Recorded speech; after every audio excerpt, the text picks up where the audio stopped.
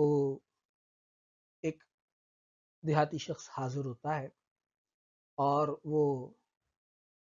آقا علیہ الصلوۃ والسلام کے گھٹنے سرکار کے جو گھٹنے مبارک تھے سرکار کے، ان کے ساتھ اپنے گھٹنے جوڑ کر بیٹھ جاتا ہے دو زانوں ہو کر، اور پھر عرض کرتا ہے کہ قال محمد صلی اللہ علیہ وآلہ وسلم اخبرنی عن الاسلام، مجھے اسلام کے بارے میں خبر دیں۔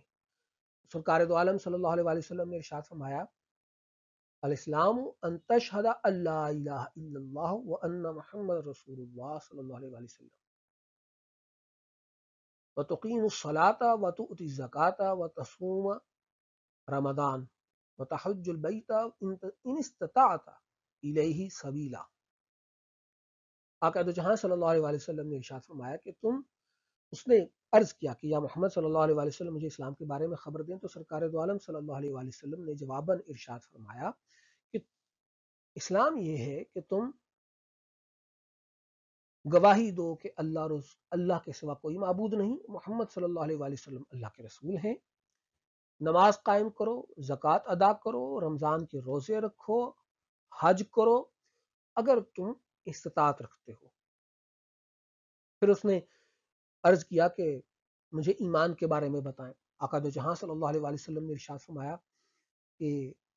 تم اللہ پر ایمان لے کے آؤ، اس کے فرشتوں پر ایمان لے کر آؤ، اس کی کتابوں پر ایمان لے کر آؤ، اس کے رسولوں پر ایمان لے کر آؤ، اور یوم آخرت پر ایمان لے کر آؤ، اور اچھی اور بری تقدیر پر ایمان لے کر آؤ۔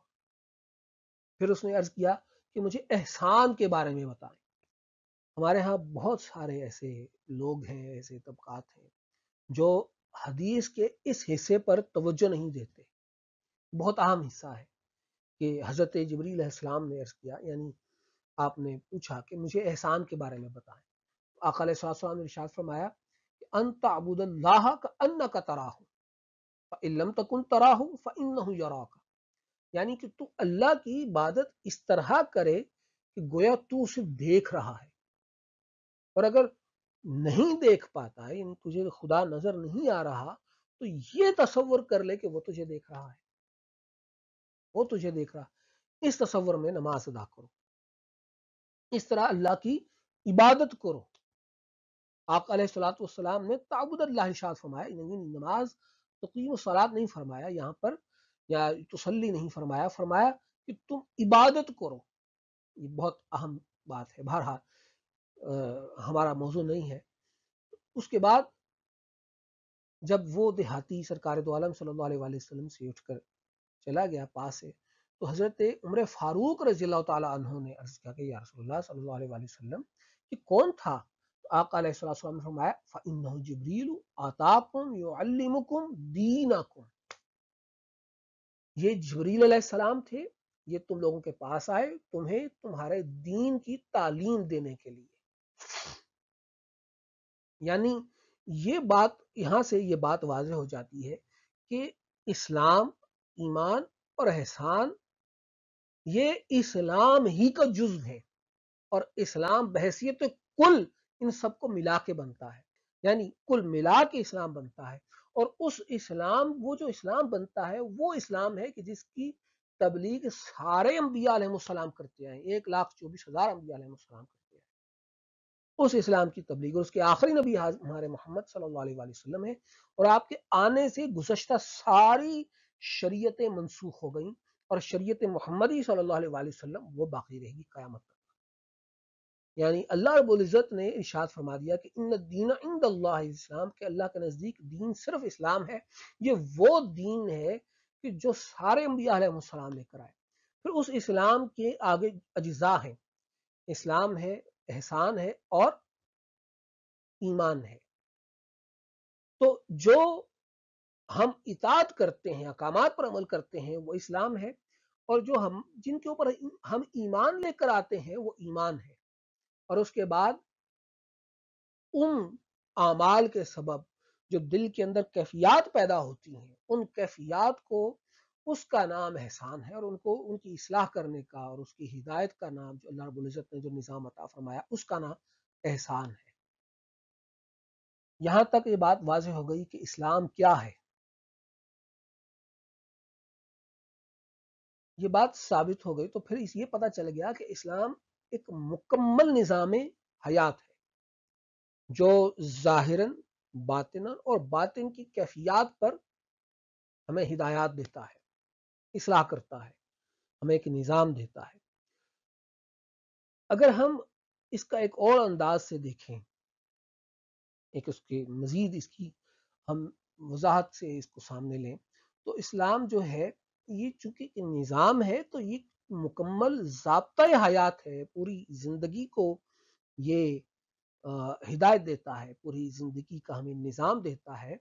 تو ہمیں یہ معلوم ہونا چاہیے کہ اسلام ہمیں سیاست کی بھی ہدایت دیتا ہے، اس کی بھی اصلاح کرتا ہے، اس میں بھی اس کے اندر احکامات مل جاتے ہیں، معیشت کے احکامات مل جاتے ہیں اور معاشرتی احکامات مل جاتے ہیں.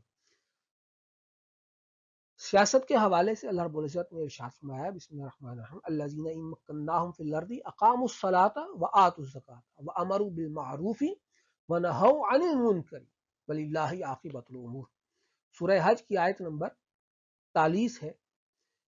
اللہ رب العزت ارشاد فرماتے ہیں کہ یہ اہل حق وہ لوگ ہیں کہ اگر ہم انہیں زمین میں اقتدار دے دیں تو وہ نماز کا نظام قائم کریں اور زکوٰۃ کی ادائیگی کا نظام قائم کریں اور پورے معاشرے میں نیکی اور بھلائی کا حکم کریں اور لوگوں کو برائی سے روک دیں اور سب کاموں کا انجام اللہ ہی کے اختیار میں ہے. یعنی سیاسی امور کی ہدایت بھی ہمیں قرآن اور حدیث سے مل جاتی ہے. پھر نظام معیشت کے حوالے سے بے شمار آیات مبارکہ ہیں اور سیاست کے حوالے سے بھی بے شمار آیات مبارکہ ہیں. میں چند ایک نمونے کے طور پر بحیثیت صرف یہ بتانے کے لیے کہ قرآن اور سنت ہمیں سیاسی امور میں بھی اور معیشت کے حوالے سے بھی ہدایت دیتا ہے، اصلاح فرماتا ہے. تو نظام معیشت کے حوالے سے اللہ رب العزت ارشاد فرماتے ہیں بسم اللہ الرحمن الرحیم انہم یقسمون رحمت ربک نحن قسمنا بینہم معیشتہم فی الحیات الدنیا ورفعنا بعضهم فوق بعض درجات لیتخذ بعضهم بعضا سخریا ورحمت ربک خیر مما یجمعون. سورہ زخرف کی آیت نمبر 32 ہے. اللہ رب العزت ارشاد فرماتے ہیں کہ کیا آپ کے رب کی رحمت نبوت کو یہ لوگ تقسیم کرتے ہیں؟ ہم ان کے درمیان دنیاوی زندگی میں ان کے اسباب معیشت کو تقسیم کرتے ہیں اور ہم ہی ان میں سے بعض کو بعض پر وسائل و دولت میں درجات کی فوقیت دیتے ہیں. کیا یہ ہم اس لیے کرتے ہیں کہ ان میں سے بعض جو امیر ہیں بعض غریبوں کا مذاق اڑائیں؟ یہ غربت کا تمسخر ہے کہ تم اس وجہ سے کسی کو رحمت نبوت کا حقدار ہی نہ سمجھو اور آپ کے رب کی رحمت اس دولت سے بہتر ہے جسے وہ جمع کرتے ہیں اور گھمنڈ کرتے ہیں. اور مال کے لین دین کے حوالے سے قرآن پاک کی سب سے بڑی آیت جو ہے وہ مال کے لین دین کے حوالے سے ہے. سورہ بقرہ کی آیت نمبر 282. یہ بہت لمبی آیت ہے اس لیے میں صرف اس کا ترجمہ بیان کرتا ہوں سمجھنے کے لیے. اللہ پاک ارشاد فرماتا ہے سورہ بقرہ کی آیت نمبر 282 کا ترجمہ ہے کہ اے ایمان والو جب تم کسی مقررہ مدت تک کے لیے آپس میں قرض کا معاملہ کرو تو اسے لکھ لیا کرو اور تمہارے درمیان جو لکھنے والا ہو اسے چاہیے کہ انصاف کے ساتھ لکھے اور لکھنے والا لکھنے سے انکار نہ کرے جیسا کہ اسے اللہ نے لکھنا سکھایا ہے. بس وہ لکھتے یعنی شرع اور ملکی دستور کے مطابق وسیع کا نویسی کا حق پوری دیانت سے ادا کرے اور مضمون وہ شخص لکھوائے جس کے ذمہ حق یعنی قرض ہو اور اسے چاہیے کہ اللہ سے ڈرے جو اس کا پروردگار ہے اور اس ذرے قرض میں سے لکھواتے وقت کچھ بھی کمی نہ کرے. پھر اگر وہ شخص جس کے ذمہ حق واجب ہوا ہے نہ سمجھ یا ناتواں ہو یا خود مضمون لکھوانے کی صلاحیت نہ رکھتا ہو تو اس کے کارندے کو چاہیے کہ وہ انصاف کے ساتھ لکھوا دے اور اپنے لوگوں میں سے 2 مردوں کو گواہ بنا لو. پھر اگر دونوں مرد میسر نہ ہو تو 1 مرد اور 2 عورتیں ہوں. یہ ان لوگوں میں سے ہوں جنہیں تم گواہی کے لیے پسند کرتے ہو